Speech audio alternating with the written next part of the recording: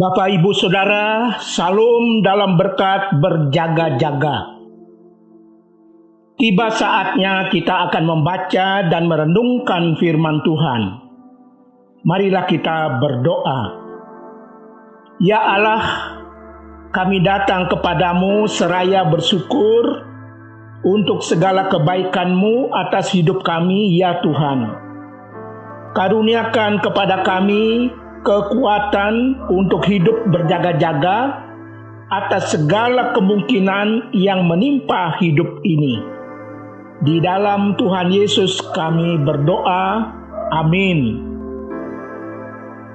Inilah firman Tuhan untuk kita baca dan renungkan bersama, seperti tertulis dalam 1 Petrus 5 ayat 8 sampai ayat 9 yang berkata demikian. Sadarlah dan berjaga-jagalah. Lawanmu si iblis berjalan keliling sama seperti singa yang mengaum-aum dan mencari orang yang dapat ditelannya. Lawanlah dia dengan iman yang teguh, sebab kamu tahu bahwa semua saudaramu di seluruh dunia menanggung penderitaan yang sama. Menghindari hidup jangan sampai tergelincir jatuh karena ulah kita dan ulah si iblis. Kita harus terus berjaga-jaga. Firman Tuhan adalah benteng yang kokoh dalam hidup mawas diri. Bapak, Ibu, Saudara dalam kasih Tuhan Yesus, iblis bertindak aktif dan agresif, menyasar yang meleng, yang lemah, yang tak berdaya, dan yang tak berjaga-jaga. Untuk itu, dalam hal berjaga-jaga, mawas diri, kita perlu memperhatikan beberapa hal berikut ini. Pertama, kita mesti saling mengembalakan, yaitu saling melindungi, saling mengawasi, saling memperhatikan, saling menopang, dan saling menolong. Dalam keterbatasan kita menghadapi tipu muslihat iblis, kita tidak mungkin hidup sendiri. Kita butuh kehadiran orang lain di dalam hidup kita ini. Itu yang pertama. Yang kedua, hidup dalam saling mengembalakan, yaitu hidup dalam ketersalingan ini, jangan sampai terselip keinginan untuk memerintah. Tetapi hidup saling mengembalakan, hidup dalam ketersalingan ini harus dengan tulus, penuh kerelaan, penuh kesadaran, siapapun diri kita, dan sadar bahwa kita perlu hadir dalam diri orang lain.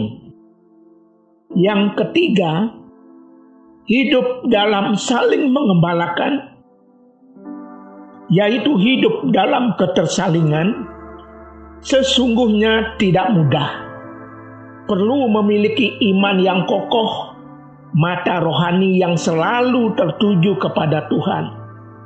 Kita harus yakin bahwa di dalam Tuhan ada perlengkapan yang dapat melengkapi diri kita dalam menghadapi berbagai tantangan hidup. Yang keempat, percayalah saling melayani seperti ini tidak sia-sia. Ada upah yang Allah sediakan. Bapak, Ibu, Saudara dalam tangan Allah yang kuat. Jangan lupa, ketika kita hidup saling mengembalakan, yaitu hidup dalam ketersalingan, tentu kita melakukan segala yang baik dan berguna dengan niat yang tulus.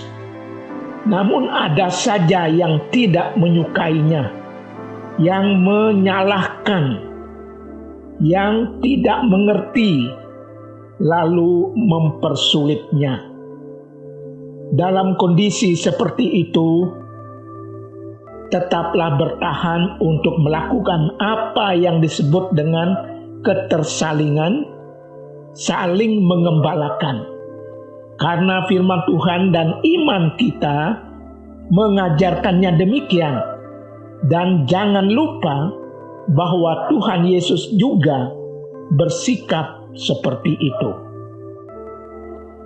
Selamat hidup berjaga-jaga, hidup dalam ketersalingan, dan hidup saling mengembalakan. Berkat Allah sudah tersedia. Amin. Mari kita berdoa. Ya Allah, Engkau menghendaki agar kami hidup berjaga-jaga dalam ketersalingan dan dalam saling mengembalakan satu dengan yang lainnya. Karuniakan kepada kami kesanggupan untuk melakukannya. Dalam Tuhan Yesus Kristus kami berdoa. Amin.